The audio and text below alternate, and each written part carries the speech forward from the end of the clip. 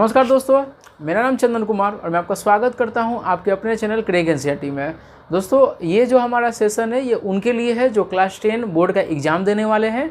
और इस सेशन में हम लोग ये मेरा वीडियो का पर्पज़ क्या रहता है कि बहुत ही इंपॉर्टेंट क्वेश्चन को मैं सेलेक्ट करता हूं जो कि काफ़ी बार प्रीवियस ईयर में पूछे जाते हैं और उस पर हम पॉइंट बाय पॉइंट डिस्कस करते हैं। और भी मैं इस तरीके से बताने का कोशिश करता हूं कि अगर आपके एग्ज़ाम में आ जाए क्वेश्चन या इससे रिलेटेड कोई भी, तो आप वहाँ पर आपका पेन चलना स्टार्ट हो जाएगा और पूरा कॉन्सेप्ट मैं यहाँ क्लियर करता हूँ। देखिए, जैसे आज का हमारा क्या क्वेश्चन है, आज हमने क्वेश्चन लिया है describe the impact of globalisation of Indian economy. जो ग्लोबलाइजेशन हुआ उसका असर क्या हुआ हमारे इंडियन इकोनॉमी पे, एकदम बेहतरीन तरीके से बताऊंगा। तो ये क्वेश्चन काफ़ी बार पूछे गए हैं कि उसका असर क्या रहा, ग्लोबलाइजेशन का असर क्या रहा हमारे इंडियन इकोनॉमी पे। तो पहला बात हम जानते हैं कि ग्लोबलाइजेशन है क्या। तो चलते हैं थोड़े पुराने दौर में, 1947 में जब इंडिया आज़ाद हुआ था। तो इंडिया जो आज़ाद हुआ था किससे आज़ाद हुआ था? ब्रिटिशर से आज़ाद हुआ था 200 साल बाद। और 200 साल बाद 200 साल तक उन्होंने इतना लूटा था इंडिया को कि जब चले गए तो हम पूरे तरीके से गरीब देशों में गिने जा रहे थे। हमारे पास पैसे नहीं थे खेती करने के लिए, कारखाने चलाने के लिए, लोगों को रोज़गार देने के लिए, ठीक है। और वो भी पहले कंपनी बन के ही आया था इंडिया में। तो हमारे गवर्नमेंट को डर लग गया कि अब कि कोई भी बाहर के कंपनी को अलाउ नहीं करेंगे। उन्होंने फैसला लिया नया सरकार ने कि बाहर के कंपनी को अलाउ नहीं करेंगे, क्योंकि ब्रिटिशर भी कंपनी बन के ही आए थे पहले ट्रेड करने, और बाद में क्या किया, भारत को गुलाम बना लिया। ये डर था। और दूसरा ये था कि ये तो एक तो गरीब देश अभी आज़ाद हुआ है, अगर बाहर के कंपनी को भी अलाउ कर दे यहाँ बेचने के लिए तो फिर क्या होगा, बाहर के जितने भी कंपनी होंगे सब बहुत बड़े बड़े कंपनी होंगे, एमएनसी कंपनी, बहुत सारा पैसा इन्वेस्टमेंट होगा उनके पास, बढ़िया टेक्नोलॉजी होगा। तो हमारे जो छोटे छोटे इंडस्ट्री है, स्मॉल स्केल इंडस्ट्री है, उनका तो बंद हो जाएगा। आप खुद सोचिए, अगर आप यहाँ पे कितने सारे कारखाने हैं। जैसे मैं आपको एक एग्जांपल बताता हूँ, जब तक ग्लोबलाइजेशन हमारे इंडिया में नहीं था तब तक क्या होता था, हमें टक्कर देने वाला कोई नहीं था, हम लोग बना के बेच रहे थे। पर जैसे ही ग्लोबलाइजेशन आया, इंडिया ने अलाउ किया, तब उसके बाद क्या हुआ, बाहर के कंपनी और यहाँ के कंपनी का कंपटीशन होने लगा। और कंपटीशन होने से किसको फ़ायदा मिलने लगा? लोगों को फ़ायदा मिलने लगा। जैसे हम लोग बहुत घटिया कार बनाते थे, एम्बेसडर कार पहले, क्योंकि हमारे पास टेक्नोलॉजी नहीं था। और जैसे ही बाहर के कंपनी आने लगे, ठीक है, बहुत सारे कंपनी जैसे आपका निसान ले लो, जितने भी है, मर्सिडीज हुए, आपके होंडा हुए, तो ये सब आए। तो इंडिया में एक तो कार का प्राइस गिर गया, क्योंकि वो बहुत ज़्यादा इन्वेस्टमेंट लेके आए, उनके पास टेक्नोलॉजी कम था तो कम पैसे में बनाने लगे।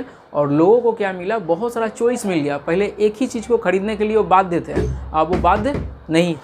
तो शुरू के 40-50 साल हम लोगों ने अलाउ नहीं किया बाहर के कंपनियों को, पर बाद में हम लोग को अलाउ करना पड़ा, क्योंकि हम लोग टेक्नोलॉजी में पिछड़ गए थे। तो बाद में 1991 में ग्लोबलाइजेशन को अपनाया गया। तो इसके प्रॉफिट क्या हुए, क्या इसका इम्पैक्ट हुआ, चलिए वन बाय वन करके देखते हैं।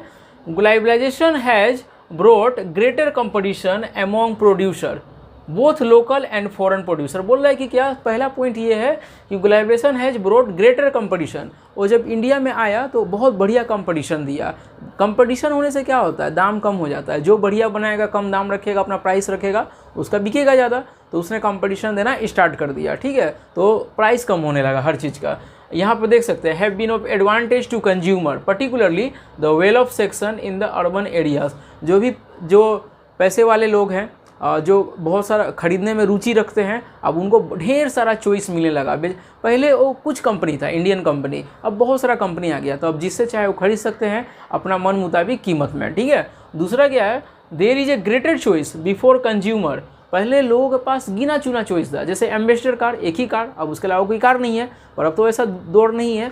अब कार अगर सर्च कर रहे हैं, या कपड़ा सर्च कर रहे हैं, या टीवी सर्च कर रहे हैं, या फ्रिज कर रहे हैं, बहुत कंपनी आपको ऑफ़र करेगा, अपना अपना प्रोडक्ट दिखाएगा, और आप आराम से वहाँ चॉइस कर सकते हैं कि आपको किस कंपनी का लेना है। इसका मतलब ये है कि ये हुआ कि ग्लोबलाइजेशन के आने के बाद बहुत सारे कंपनी आ गए, और कंपनी आने से लोगों का चॉइस बढ़ गया। अब लोग बंधे हुए नहीं हैं, अब उनके पास बहुत सारा चॉइस है। आप फ्लिपकार्ट में जब भी कपड़ा सर्च करो, क्लोथ सर्च करो, या वॉशिंग मशीन से लेकर टीवी से लेकर कुछ भी सर्च करो, बहुत ढेर सारे ऑप्शन आपको मिलेंगे। पहले ये 30 साल पहले नहीं हुआ करता था, ग्लोबलाइजेशन के पहले, ठीक है।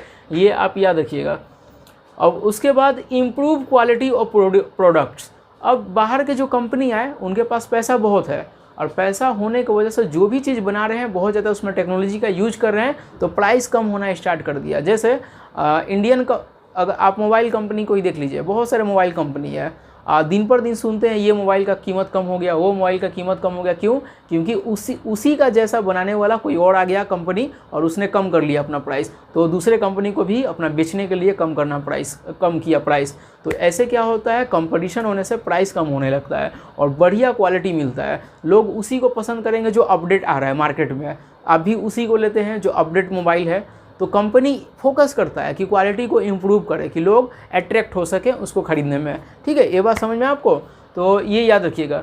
उसके बाद MNC have increase their investment in India over the past 20 years specially in cell phone, automobiles, electronics etcetera. बोल रहा है MNC तो आप जानते ही होंगे, MNC मतलब कौन सा कंपनी होता है जो एक देश में कारोबार ना करता हो, एक से ज़्यादा देश में कारोबार करता हो, वैसे देश को बोलेंगे MNC। MNC के आने से इंडिया को बहुत फ़ायदा हुआ। क्या? कि वो अपने साथ फ़ॉरेन करेंसी लेकर आया, और फ़ॉरेन करेंसी तो हमें चाहिए, क्योंकि हम जो पेट्रोल खरीद रहे हैं पेट्रोलियम सऊदी अरबिया से, उसको तो रुपया में हम दे नहीं सकते हैं, उसको हमें पेट्रोल खरीदने के लिए डॉलर चाहिए, और डॉलर तभी मिलेगा जब बाहर के कंपनी इंडिया में इन्वेस्टमेंट लाएंगे। ठीक है, तो जितने भी कंपनी आए बाहर के MNC, वो किस में पैसा लगाया?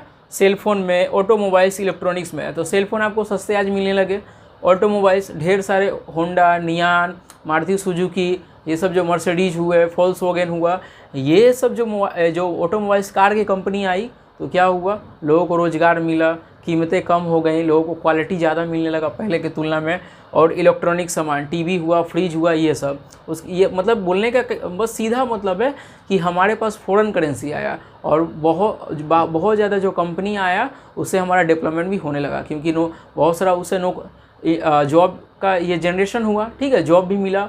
जो भी बाहर के कंपनी आएंगे वो छोटा मोटा तो आएंगे नहीं कंपनी बाहर से, बहुत बड़े बड़े कंपनी आते हैं। जैसे सैमसंग का जो कंपनी आया है, नोएडा में लगा हुआ है, आपको 10,000 लोगों को रोज़गार देता है, काम देता है, तो इससे हमारा अल्टीमेटम लाभ ही हो रहा है।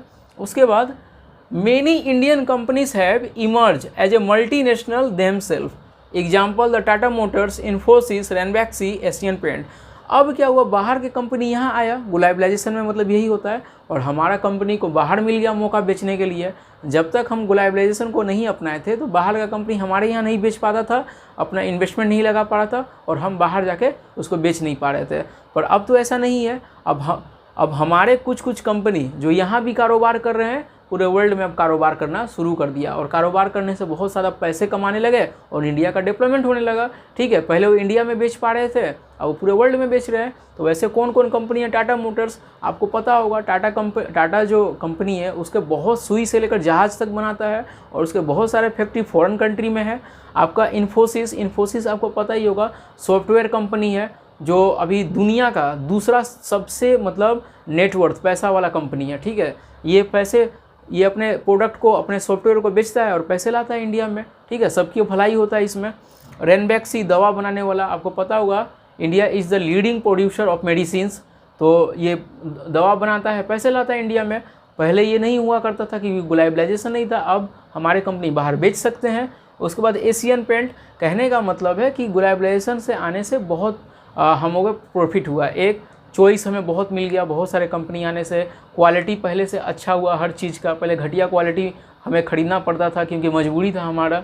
ठीक है, फिर उसके बाद प्राइस कम हो गया और जॉब मिलने लगा इंडियन को, फॉरेन करेंसी आ गया हमारे पास। ठीक है, तो ये सारे हैं, आप इसका एक स्क्रीनशॉट ले सकते हैं क्योंकि पॉइंट बाय पॉइंट है, आपको लिखने में सुविधा होगा। ठीक है, तो इसके साथ मैं आपको बता दूं कि आपको जो भी प्रॉब्लम होंगे आप मुझे कमेंट कर सकते हैं, मैं उस पर वीडियो बना दूंगा। ठीक है, और मैं आपको ये भी कहना चाहता हूँ कि एग्ज़ाम में अब कुछ ही दिन बचे हुए हैं, बहुत अच्छे से प्रिपरेशन करिए, एक कैलेंडर अपना बनाइए, खुद का टारगेट सेट करिए और हर हालत में हर दिन का एक टारगेट पूरा करिए।